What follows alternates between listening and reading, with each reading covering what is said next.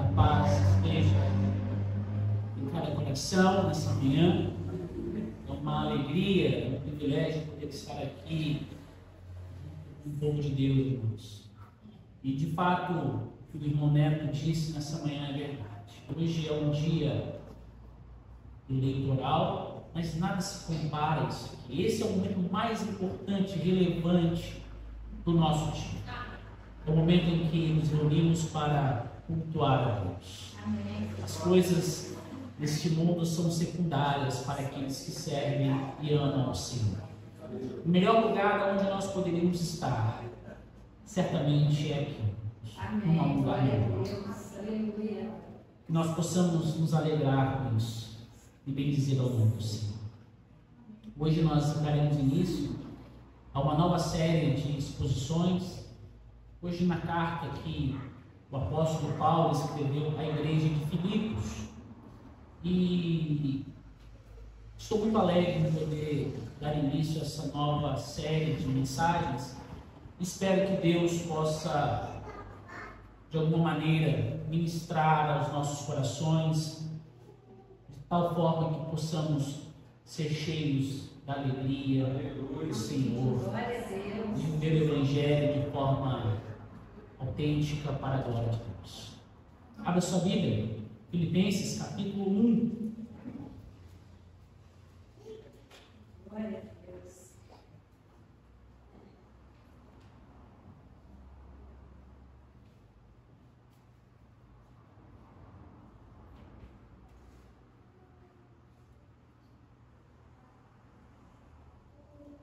Filipenses capítulo 1.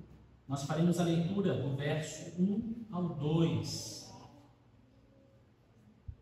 Assim diz a palavra de Deus.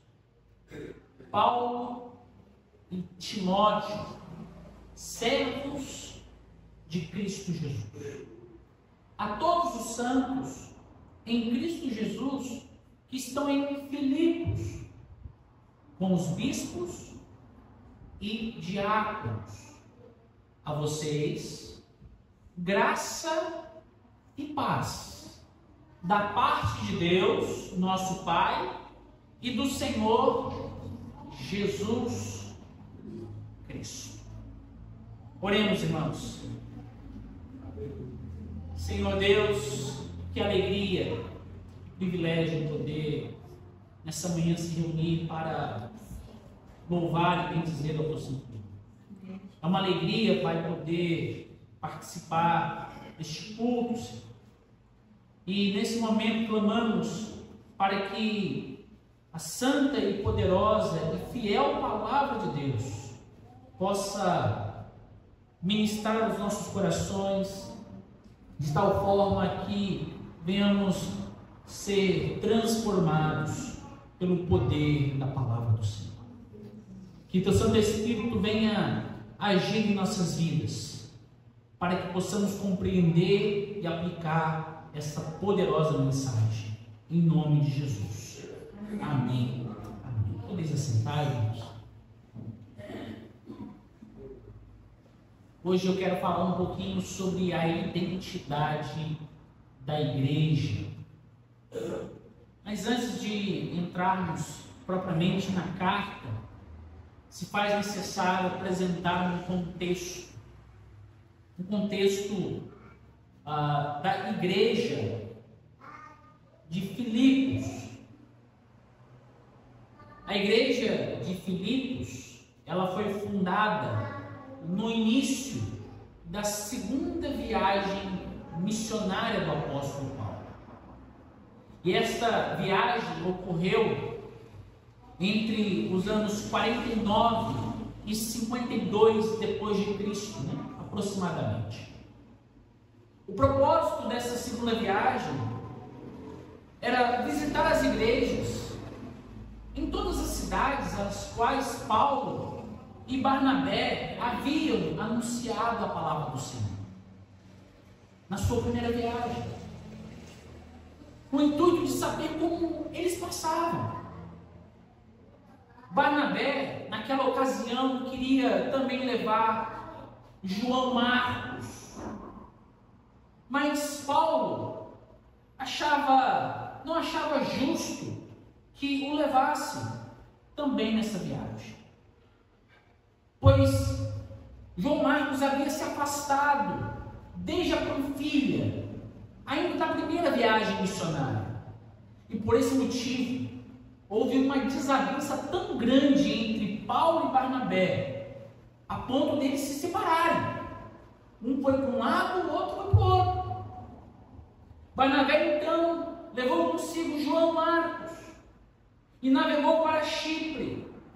Mas Paulo, escolhendo Silas, passou pela Síria e Cilícia, confirmando as igrejas, visitando as igrejas, vendo se estava indo tudo bem com as igrejas.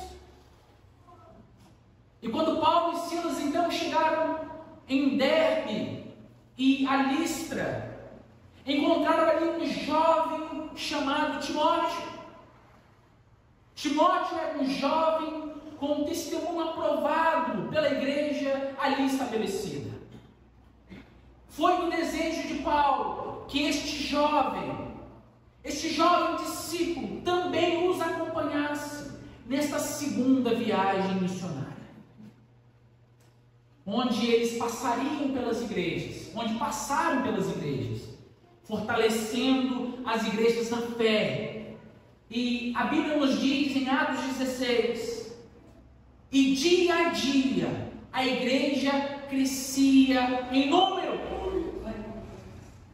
O propósito dessa missão era fortalecer as igrejas da Ásia. A primeira viagem missionária do apóstolo Paulo foi voltada para pregar o evangelho na Ásia. Igrejas foram estabelecidas na Ásia. E o propósito dessa segunda viagem era fortalecer a fé dos irmãos naquelas igrejas. Mas, dado o momento, irmãos, que eles estavam para cumprir essa missão, esse era o desejo do coração de Paulo. A Bíblia nos diz que Paulo foi impedido pelo Espírito Santo de pregar a palavra na Ásia, conforme é registrado em Atos 16, do verso 6 ao 10. E naquele lugar Paulo teve uma visão à noite, na qual um varão macedônio estava em pé e lhe rogava, dizendo: passa a Macedônia e ajuda-nos. Assim que Paulo teve essa visão, imediatamente eles procuraram partir para aquele destino. E eles chegaram à seguinte conclusão: de que Deus havia chamado eles para anunciar o evangelho àquele povo. E é exatamente aqui que entra a cidade de Filipos. Filipos foi a primeira igreja cristã em território europeu. A primeira igreja da Europa, a primeira igreja cristã da Europa foi na cidade de Filipos. A cidade de Filipos tornou-se a porta de entrada para o evangelho em um território gentil, a Europa. Só para os irmãos entenderem, a cidade de Filipos foi fundada por Filipe II, pai do imperador Alexandre Magno, e tornou-se uma colônia, uma grande colônia grega. Porém, irmãos, em 167 a.C., os romanos conquistaram essa cidade e fizeram dela parte da província da Macedônia, tornando-se assim uma colônia romana. Então, portanto, um território romano, um território europeu. E Filipos, irmãos, foi palco de grandes acontecimentos na vida do apóstolo Paulo, assim como na história daquela igreja que foi fundada ali. E vai destacar alguns desses acontecimentos. Eu chamo a sua atenção porque isso é muito importante para que você entenda o contexto depois da carta, o que a carta nos ensina e nos diz. Alguns acontecimentos importantes naquela cidade. Em primeiro lugar, irmãos, a conversão de uma mulher gentia. Foi lido aqui no início do culto. Ela era uma vendedora de púrpura, chamada Lídia. E o Senhor abriu o coração dessa mulher para atender as coisas que Paulo dizia. Ela era uma mulher temente a Deus. Mas, dado o momento, Paulo começou a pregar o Evangelho. E Deus abriu o coração de Lídia para atender aquilo que Paulo pregava. E ela passou a servir ao Senhor. E passou a servir aquela igreja que estava sendo formada ali, naquela cidade. Ela e toda a sua família foram batizados, creram em Jesus Cristo. E certamente essa mulher foi muito importante no ministério do apóstolo Paulo, que foi constrangido a ficar naquela casa, mas também ela exerceu um papel muito importante na igreja de Filipos. Um outro fato importante foi a cura de uma jovem adivinhadora. Essa jovem, ela vivia possessa por um espírito adivinhador, a qual, adivinhando, dava lucro aos seus senhores. E ela estava seguindo a Paulo e seguindo aquele grupo de missionários, e ela gritava: estes homens são servos do Deus Altíssimo e vos anunciam o caminho da salvação. Isso se repetia por muitos dias. Então Paulo, irmãos, ficou indignado com aquilo. E voltando-se, disse ao Espírito: em nome de Jesus Cristo, eu te mando, retira-te dela. E ele, na mesma hora, saiu daquela mulher. E a cura dessa jovem resultou na prisão do apóstolo Paulo e na prisão de Silas. Eles foram açoitados e aprisionados. E foi na prisão em Filipos, irmãos, que por volta da meia-noite, Paulo e Silas oravam e cantavam louvores a Deus.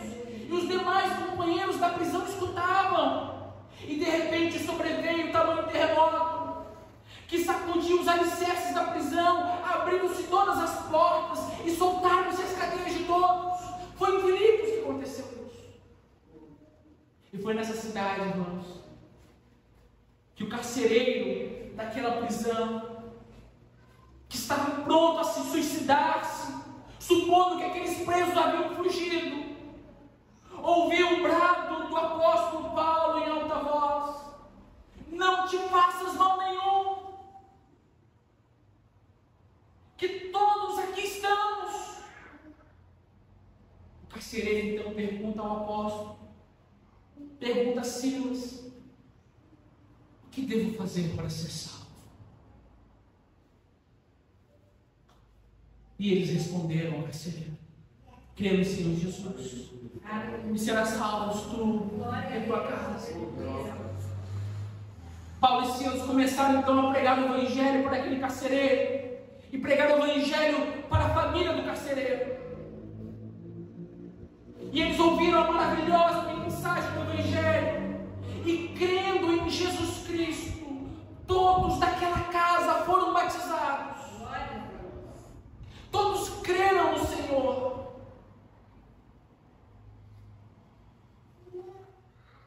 E aproximadamente 12 anos depois, a fundação dessa igreja, o apóstolo Paulo escreveu esta carta endereçada à igreja de Filipos. E Paulo escreveu de uma prisão. Ele estava preso. Por volta do ano 61, essa carta foi escrita de uma prisão, irmão. Contudo, a prisão não foi o motivo Paulo reclamasse ou vivesse triste por estar preso. Muito pelo contrário. Paulo escreve à igreja com uma alegria surpreendente e encorajando e exortando aos irmãos a se alegrarem sempre no Senhor. Mesmo em uma prisão, Paulo cita nesta carta a palavra alegria, com as suas variações, 16 vezes. 16 oportunidades Paulo fala da alegria.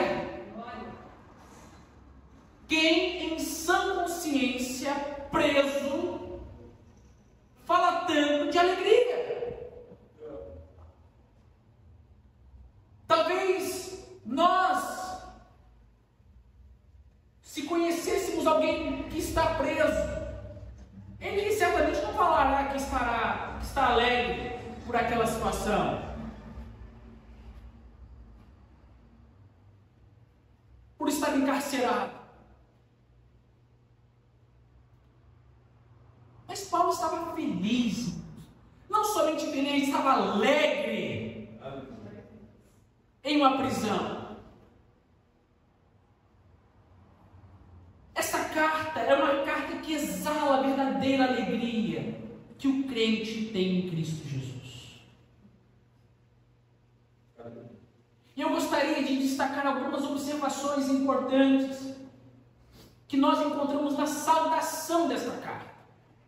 No texto que nós lemos, os versículos 1 e 2, do capítulo 1 de Filipenses. Eu quero destacar 3 pontos nessa manhã. Em primeiro lugar, vale destacar o remetente desta carta. O versículo 1, a parte A, diz Paulo e Timóteo. A presença de Timóteo na saudação inicial não significa que ele tenha sido coautor da carta. Significa que Timóteo estava presente com Paulo em Roma e que também estava enviando a mesma saudação à igreja. Vale lembrar, irmãos, eu disse há pouco que Timóteo já era conhecido dos leitores da carta. Timóteo havia acompanhado Paulo quando eles estavam em Filipos.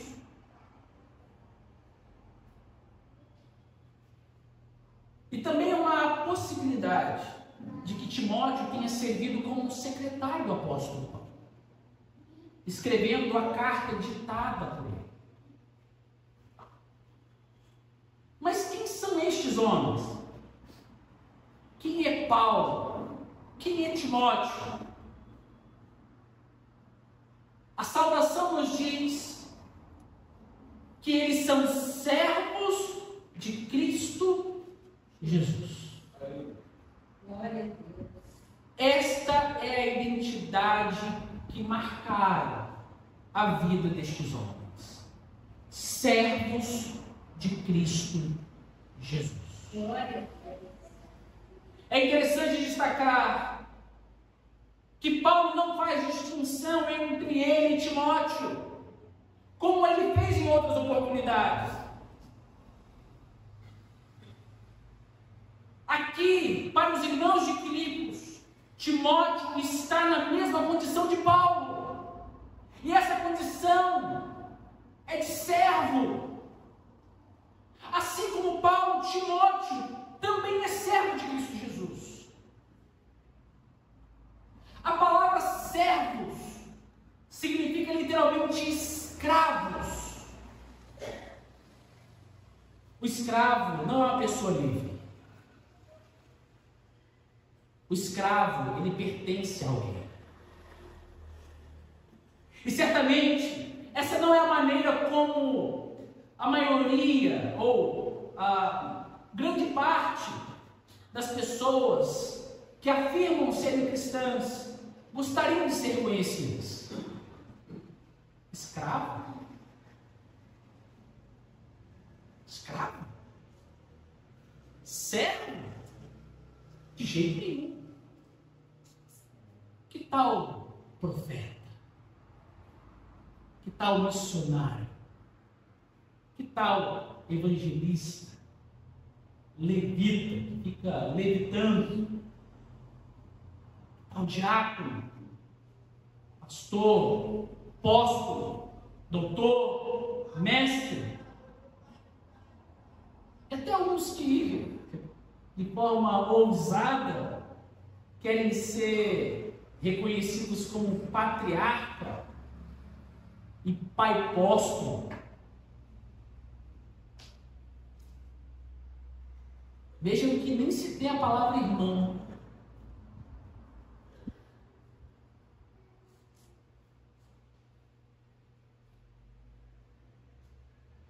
As pessoas anseiam por um reconhecimento, mas ninguém quer ser o menor de todos. O escravo é o menor de todos. Escravo de jeito nenhum. Eu sou doutor, eu sou apóstolo, eu sou pastor, eu sou diácono, eu sou evangelista, sou missionário, eu sou patriarca. Escravo não. Meus irmãos, ser reconhecido como escravos de Cristo era um título de honra para aqueles que prestavam serviço especial a Deus. Ser um escravo de Cristo não é algo vergonhoso, antes é um grande privilégio. Ser um escravo de Cristo significa que nós pertencemos a Ele. Amém. Ele é o nosso Senhor. Amém. Ser escravo de Cristo traz consigo a ideia de humildade, de servidão. Antes de qualquer coisa, precisamos entender que esta é a identidade que todo cristão deve carregar. Servo, escravo de Cristo. Ser um escravo de Cristo é um reflexo da maneira como amamos a Cristo, servindo a igreja e aos outros.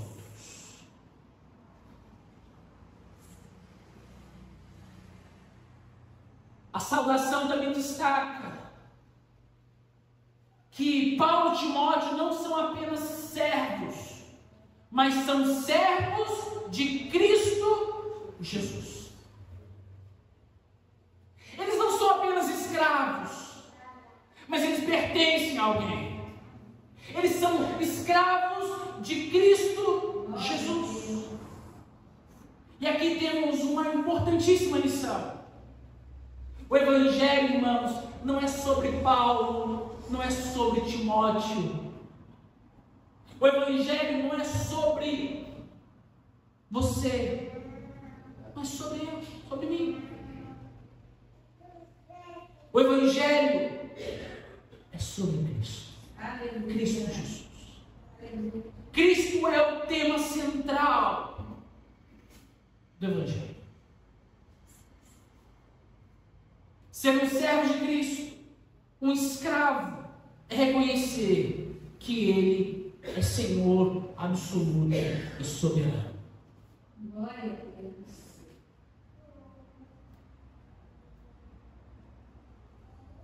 E se faz necessário fazer uma reflexão.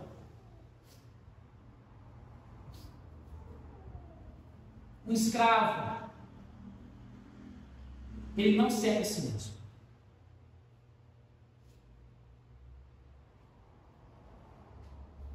O escravo é aquele que serve ao seu Senhor. É aquele que serve a alguém.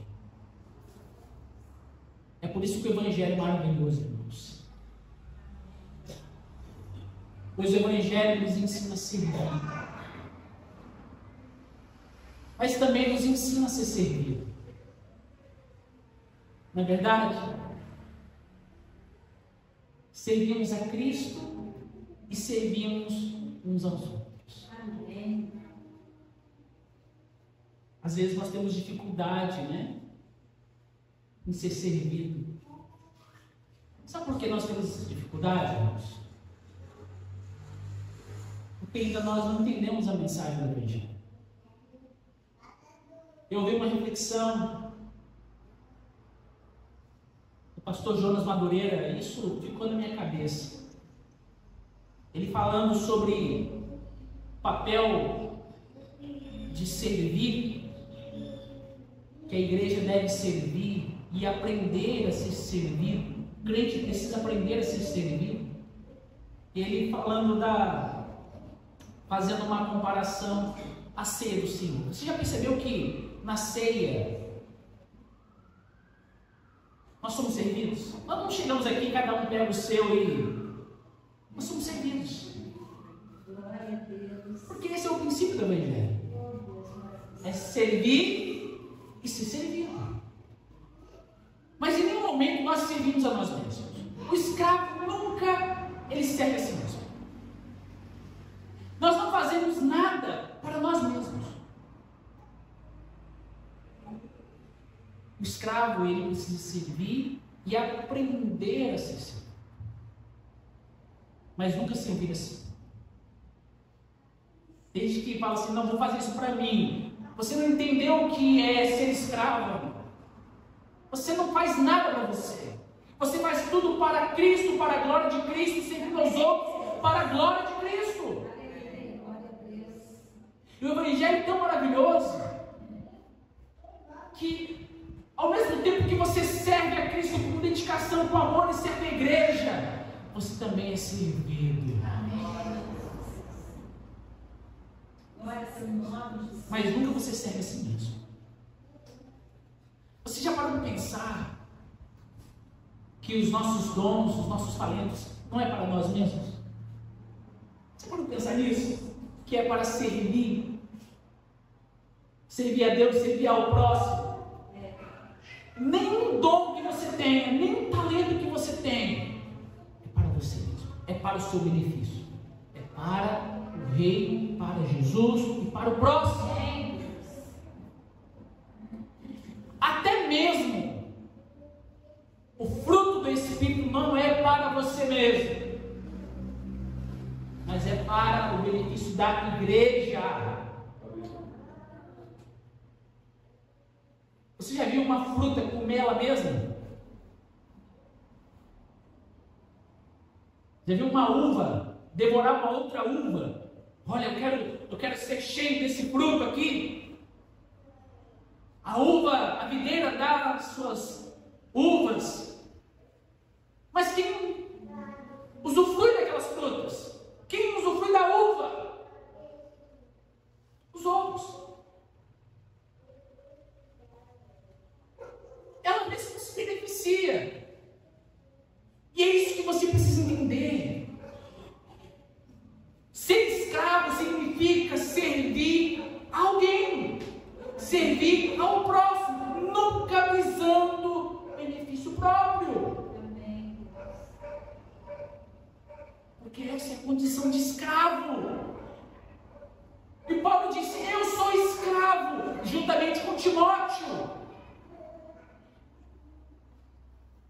Eu não me beneficio, mas servimos a Cristo e servimos aos outros. Em segundo lugar, vale destacar os destinatários da carta. A parte B do verso 1 diz: a todos os santos em Cristo Jesus que estão em Filipos, com os bispos e diáconos. Paulo escreveu a todos os santos em Cristo Jesus que estão em Filipos, com os bispos e diáconos. Quem são os santos mencionados por Paulo? Os santos é uma referência ao povo da nova aliança. Os santos são aqueles pertencentes ao povo santo de Deus. são os eleitos do Senhor. Paulo escreveu a todos os crentes em Cristo Jesus que se encontravam em Filipos, na igreja de Filipos. O texto destaca que Paulo escreveu a todos os santos em Cristo Jesus em Filipos. Isso significa que Cristo Jesus é o responsável por tornar a igreja de Filipos e todos os crentes povo santo de Deus. Todos os santos em Cristo Jesus. Veja, irmãos, Jesus é a razão. Jesus é o centro. Jesus é tudo. É Ele quem salva o seu povo. É Ele quem salva e redime a igreja.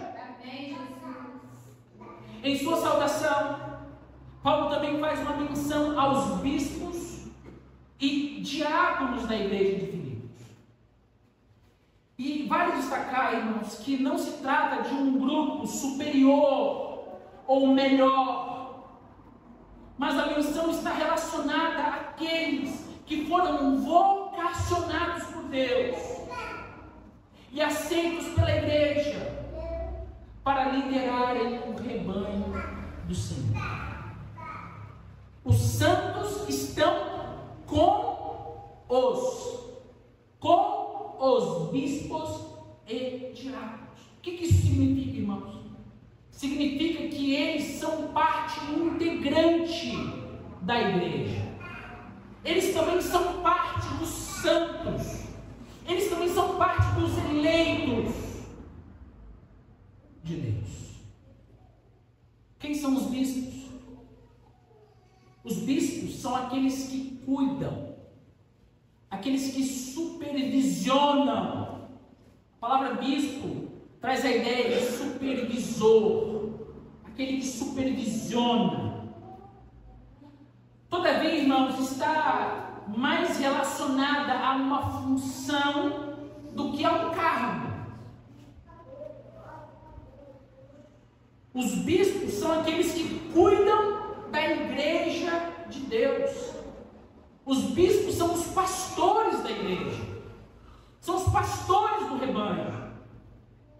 É importante destacar que esta função, ela se encontra na forma plural. Na igreja de Filipos, não há um único pastor, mas há uma equipe pastoral que exercia a função de cuidar da igreja do Senhor. Juntamente, irmãos, com os bispos, a igreja de Filipos também era composta por diáconos. E a palavra diácono significa também o quê? Servo. O diácono é aquele que serve aos outros. Enquanto os pastores têm uma função de cuidar do rebanho, sobretudo, irmãos, conduzindo os santos por intermédio da palavra, os diáconos servem na igreja em suas necessidades temporais. E sem dúvidas, este é um modelo, um padrão que a igreja deve adotar. A igreja, irmãos, é constituída por servos, santificados por Cristo Jesus, e por uma liderança que não é melhor, que não é superior, mas é parte do corpo e que exerce a função, uma função específica de cuidar, de pastorear e de servir. Mas tendo Cristo, irmãos, como cabeça da igreja. Amém. Tendo Cristo como aquele que governa a igreja. Amém. Tendo Cristo como aquele que é o supremo pastor da igreja, para a glória de Deus Pai. Em terceiro lugar, Paulo saúda a igreja de Filipos com a graça e paz da parte de Deus, nosso Pai, e do Senhor Jesus Cristo. é o que diz o versículo 2: a vocês, graça e paz, da parte de Deus, nosso Pai, e do Senhor Jesus Cristo. Amém. E esta é uma saudação comum do apóstolo Paulo. Era com esta saudação que geralmente o apóstolo se dirigia à igreja. Se você observar as cartas que o apóstolo Paulo escreveu às igrejas, você vai observar essa saudação: graça e paz. O que é a graça? A graça é uma dádiva, é um favor imerecido, e ao mesmo tempo é algo que não temos condições de alcançar por conta própria. A graça se encontra na ação na qual Deus deu o seu povo eleito, o seu Filho amado. A graça nós encontramos em Jesus Cristo. Nós não merecíamos Jesus, mas Deus, de forma graciosa, deu aquilo que nós não merecíamos. Deu Jesus Cristo para morrer e padecer em uma cruz, no meu e no seu lugar, pelos nossos pecados. Já a paz está relacionada ao bem-estar. A paz representa a verdadeira prosperidade, o shalom. Tomando aqui um termo hebraico,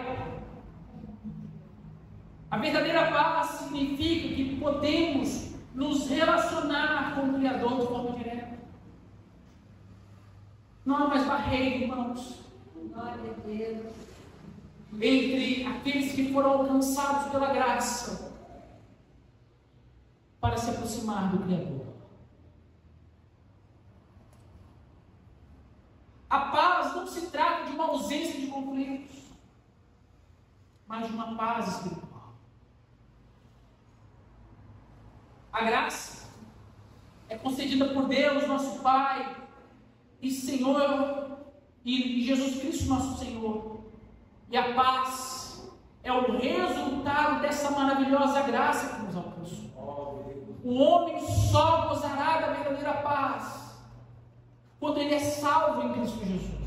Quando a graça alcança o coração desse homem, dessa mulher, aí ele passa a desfrutar da verdadeira paz em Deus.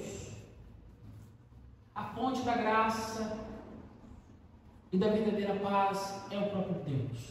Aleluia. É da parte de Deus, nosso Pai, e do Senhor Jesus Cristo.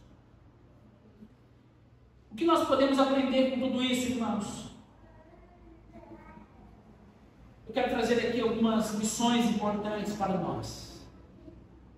Em primeiro lugar, quem é você? Você sabe quem você é?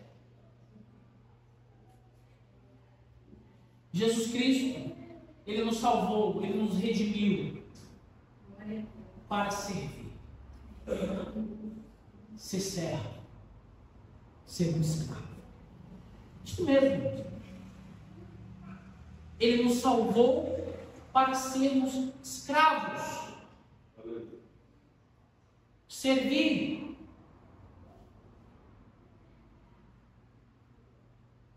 E ser escravo de Cristo é um grande privilégio. Ser escravo de Cristo significa estar apto a servir ao Senhor Jesus e ao próximo, como igreja de Deus. Essa é a sua identidade. Jesus te salvou para ser um servo. Essa é a identidade de toda igreja. Dentro do corpo de Cristo não há pessoas melhores ou superiores. Todos precisam entender que são servos. Amém. Verdadeiros escravos. Glória a Deus. Contudo, irmãos, isso não significa que Deus não tenha estabelecido uma liderança como pastores e diáconos. Porém, isso não os torna melhores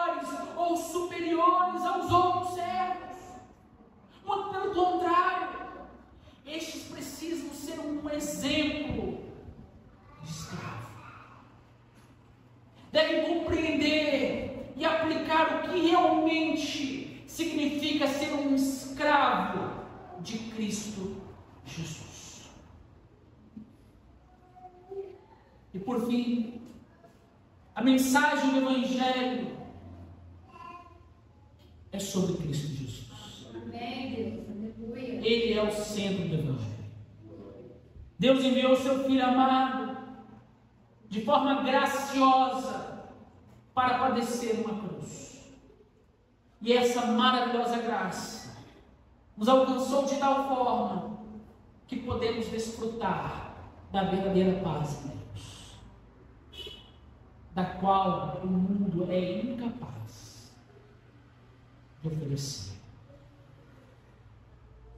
A paz verdadeira, irmãos, só é alcançada mediante a graça.